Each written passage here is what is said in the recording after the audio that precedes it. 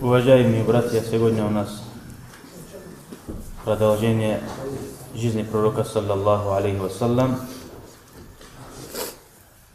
В прошлом уроке рассказали, как пророк, алейхиссалату вассалам, исполнился 20 лет, и он участвовал в битве Харб-аль-Фуджар, битве грешников, под названием «Грешная битва», и она продолжалась 4 года. И теперь пророк, саллаллаху алейхи вассалям, 25 лет. И сегодня будем рассказывать про женитьбу пророка, алейхиссалату вассалам. Прежде чем про женитьбу говорить, будем рассказывать про Хадиджа, радийаллаху анха.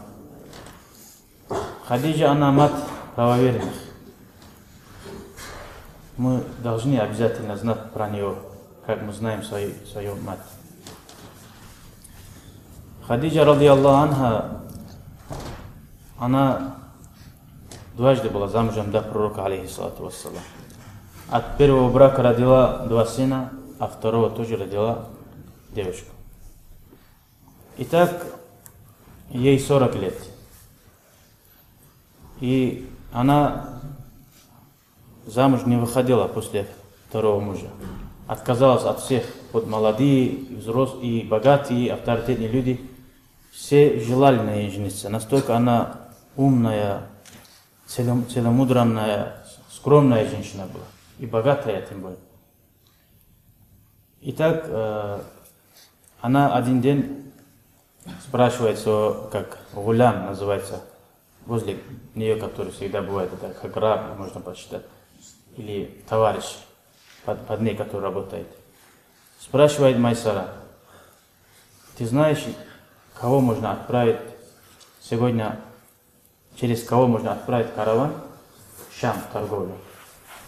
И Майсарат указала тогда на пророка, алейхиссалату вассалам. Хадиджа, радийаллаху анха, она является хайру ниса, лучшая женщина в своей веке. Она одна из 4, которые на весь мир, которая была известна, лучшая женщина. И пророк, алейхиссалату вассалам, как на ней женился, и с ним жил, и на ней не женился на другой жене. Настолько уважал ее. Итак, когда отправила, Майсара сказала, вот самый достойный человек сегодня, кому можно доверять, это Мухаммад, алейхиссалам. Пророк уже своими нравами, его прозвище было в Мекке Амин, верный, надежный человек. И она отправила свою Майсара просить пророка, саллаллаху алейхи вассалам, чтобы он пошел. И пророк, алейхиссалату вассалам, принял его просьбу и вышел в путь в Шам. Итак, по пути они остановились возле одной деревни, и рядом был, говорит, хижина того человека, который служил все время Аллаха. Это уже другой. Это в прошлый раз мы говорили, 12 лет, когда было. Там же Рахиб другой был. Это второй раз путешествие в Шам. Этот человек, который знающий был в книгах христианства, спросил Майсара: тот человек, который возле дерева сидит, кто он? И Майсара ответил: это человек с Мекки. И он по признакам понял и сказал: под этим деревом сидит только пророк, алейхиссалам. По описаниям тот человек узнал. И Майсара рассказывает, Майсара — это мужское имя. У нас она как женщина используется, Майсара. Это Майсара, мужское имя. Я замечал, говорит, когда жара была, говорит, постоянно облака над ними, говорит, пророк, саллаллаху алейхи вассалам, делал тень. И они вернулись с большой прибылью. И когда Майсарат вернулся, сказал Хадиджи: Аллах, Хадиджи, говорит, они большим прибылью вернулся. этот человек очень благодатный, верный, чистый, никогда никого не обманет. И даже ему говорили, никогда не клялся на товар. Такой пророк, саллаллаху алейхи, показал себя таким. И Хадиджа, когда услышал про него, сразу пошел к своей дяде Варака бин Науфаль. Варака бин Науфаль тоже, который был единобожником, который не служит идолам. Это был дядя Хадиджа, ради Аллаху анха. Мы должны сказать, когда мы говорим Хадиджа, пророк, алейхиссалату вассалам, Хадиджа, ради Аллаху анха, да будет доволен и Аллах. Итак, Варака сказал, если Хадиджа говорит, если тот раб твой, Майсара, если правду говорит, Аллахи говорит, этот Мухаммад, которого мы ожидаем, будущий пророк, алейхиссалату вассалам. Уже мы видим, и тот сказал, монах, что он пророк, и Варака сказал, что он пророк. Уже Хадиджа, ради Аллаху анха, у него появилась характер, любовь к пророку, алейхиссалам. Она с этого можно понять, говорит, настолько она была умная, говорит, что выбор, говорит, имела правильный выбор выбрать, говорит. И отправила свою подругу Нафисат к пророку, алейхиссалам, говоря, вот Хадиджа, она такая женщина, богатая, умная, она предлагает себе замуж за тебя. Мы видим, что сколько перед воротами, перед домом, сколько богатые люди не стоял, он для всех она отказывала. А для пророка она сама себе предлагает. Вот в исламе это желательно. Если знаешь хорошего человека, Аллах сказать, вот мою дочь возьми замуж. Это принято в исламе. Как пророк, саллаллаху алейхи вассалям, выдавал своих дочерей за Усмана, ради Аллаху анху. Итак, когда эта новость дошла до пророка, алейхиссалату вассалам, пророк, алейхиссалам, пошел к своим дядям и посоветовался, и все одобрили его решение и согласился жениться на ней. И пошли засватать. Засватали его через дядю. А отец Хадиджа, ради Аллаху анха, погиб в битве, о которой мы говорили, битве грешников, которая продолжалась. Итак, Абу Талиб, самый почтенный дядя, который, не сможем сказать, самый почтенный, Хамза, другие уверовали, те будут почтенные.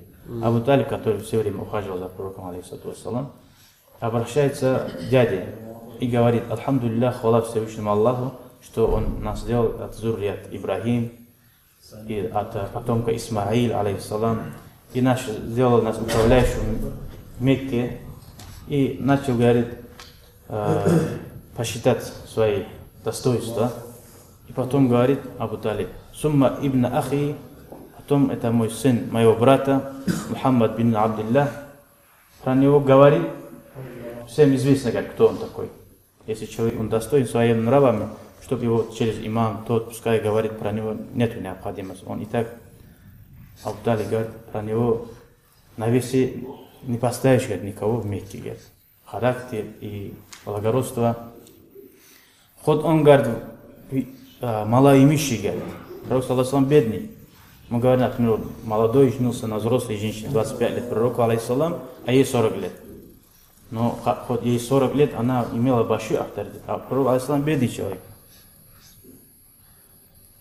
С этого можно понять, когда мы говорим, пророк, алейхиссалату вассалам, у него такой специальности не было, определенная работа. Он пас овец, когда мы говорим, пас овец не только, не свои даже. В детстве он пас овец для Абу Талиба, свои. А когда уже он взрослел, 20 лет, 18 лет, он пас овец для жителей Мекки. Это самый низкий уровень заработка. Просто Аллах был простым, не был. И вряд ли кого гордость даже сегодня позволит выйти пасти овец. Таким образом пророк, саллаллаху алейхи ва саллям, жил.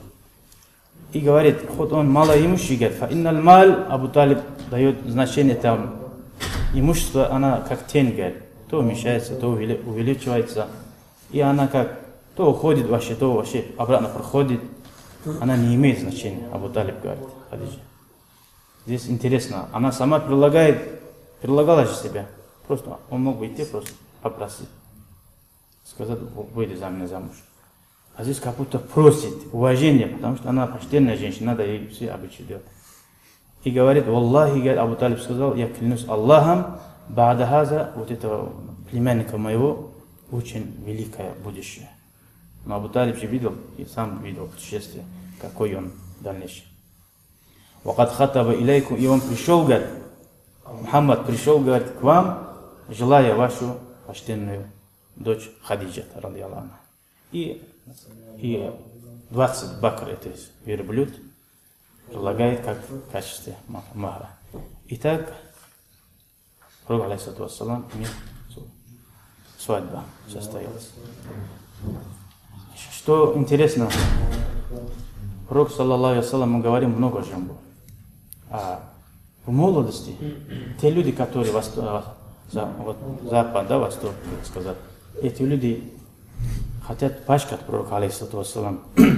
Он как будто много жен любил. Если мы с этого анализ сделаем, что пророк, алейхиссалам, на Хадиджа не женился, и до 25 лет, в то время, когда была возможность среди арабов проституция, все это было легко доступно, и рабы можно было достать. До 25 лет у него даже в жизни пророка, алейхиссалату вассалам, не коснулся пальцем чужой женщины. До 25 лет он не женился, и 25 лет он женится на взрослой женщине. И пока и с ней живет до 50 лет. Он все молодость у него, когда человек хочет и жениться, и он только с ней, уважая его, и только с ней. И у него цель пророка, алейхиссалам, другой, имма это цель дa'ва после 40 лет. А все остальные жены, которые пророк, алейхиссалам, женился, для них каждого есть большой хикмат, большой мудрость. Просто сейчас рассказать долго будет. Итак, от Хадиджа, именно от Хадиджа родился у него все сыновья, все дети, кроме Ибрахима. Вот мальчики я посчитаю, чтобы даже них тоже знать. Абдулла, Таиб, Тахир, Касим. Вот, Касим и Таиб, Тахир. Ибрахим отдельно от Марията. Эти дети, пророк, алейхиссалату вассалам, все умерли в детстве. До 2 лет, да. До 2 лет умерли. Но пророк, алейхиссалату вассалам, духовный отец всех верующих. Все алейми, все умма, это получается не дети пророка, алейхиссалату вассалам. Духовный. А дочеря пророка, алейхиссалату вассалам, 4 было, короче. Зайнаб, Рукия, Умму Кульсум, Фатима, ради Аллаху анха. Фатима тоже является одна из 4 самых великих, как почтенные женщины, это дуня и ахират. Сыновья умерли в детстве, а дочеря тоже при жизни пророка, алейхиссалату вассалам, все умерли. Ну, приняли ислам, но только кроме Фатима, ради Аллаху анха, она после пророка, алейхиссалам, жила 6 месяцев. Мы видим пророка, алейхиссалам, в жизни его настолько нечем радоваться, если он был бы человеком дунья. Он на это, конечно, внимания не обращает. Вот он как человек, конечно, ему больно и плакал, когда он хоронил своего сына Ибрахима, алейхиссалам, и плакал пророк, алейхиссалам. Умар Асхаб, радийаллаху анху, сказал: «Я Расулаллах, и ты плачешь, посланник Аллаха». Тогда пророк, алейхиссалам, сказал: «Аль-айну тадма», глаза плачут, сердце печалится, но мы не говорим, кроме как довольства. То слова, которые Аллах доволен. Пророк, саллаллаху алейхи вассалам, мы поняли, что он как обычный любой человек, у него тоже были страсти, но он себе держался в узлечке. И что можно еще здесь рассказать про Хадиджа, радийаллаху анха? Хадиджа, однажды Джабраил, алейхиссалату вассалам, пришел к пророку, алейхиссалату вассалам, с молокой и говорит: «Я Расулаллах, к тебе пришел гость». Джабраил рассказывает про Хадиджа. Хадиджа пришла с молокой, а Джабраил опередил ее и говорит: я Расулаллах, к тебе пришел гость. Когда тот придет, скажи ей салам, Хадиджа. От Аллаха, салам от Аллаха передает. И говорит, и передай Хадиджи салам от меня, тоже Джабраил алейхиссалам говорит.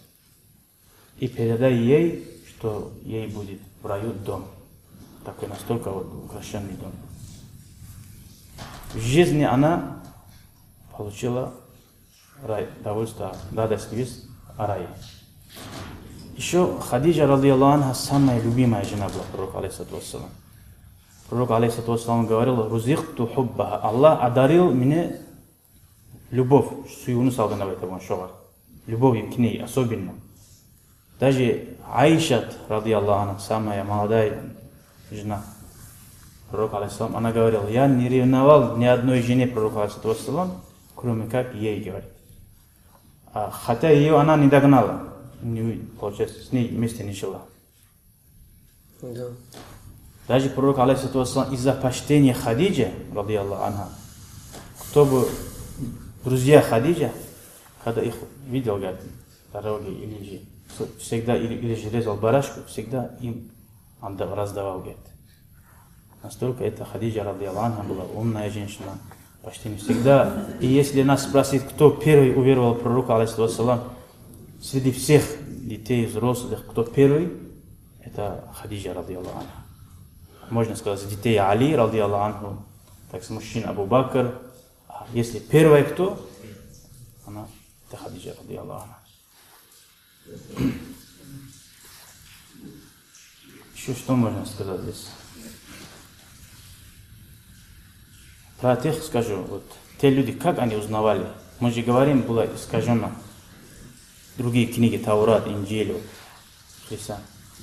Ну, вот мы говорим, моментами какие-то остались у них. Вот, то, что нужно было оставаться, вот, про описание некоторые моменты.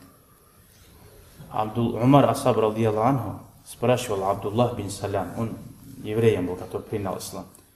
Как вы узнали? Вы знали пророка до пророчества? Они говорили, Аллахи, знали, говорит. Даже чем наших сыновей, больше сыновей, говорит, мы знали, говорит, его. Описаниях, говорит. Мой сын, я не знаю, говорит, моя жена пошла налево, говорит. Я не уверен, говорит, в ней. А пророк, я когда вижу, говорит, описание его, характер, нравы его, это же от Амин, верный Джабраил, от верного Аллаха же, это все описание. Я в нем был уверен, говорит, что он пророк. Поэтому принял. И когда Абдуллах бин Салам принял ислам, он был среди евреев такой почтенный человек, авторитетный. Пророк, алейхиссалам, сказал, Абдуллах бин Салам, иди спрячься по занавесками. Сейчас евреи придут, приглашу, у них спрошу, говорит, про тебя. Евреи пришли, и пророк, алейхиссалам, спрашивает, какой человек среди вас Абдуллах бин Салам? Они говорят, о, он сын господин, наш господин, знающий, он, и все похвалили. А что вы скажете, если я скажу, что он принял ислам? Аллах, пусть он проклят, он сами хочет и нас, и сами хочет. Сын хочет их, говорит.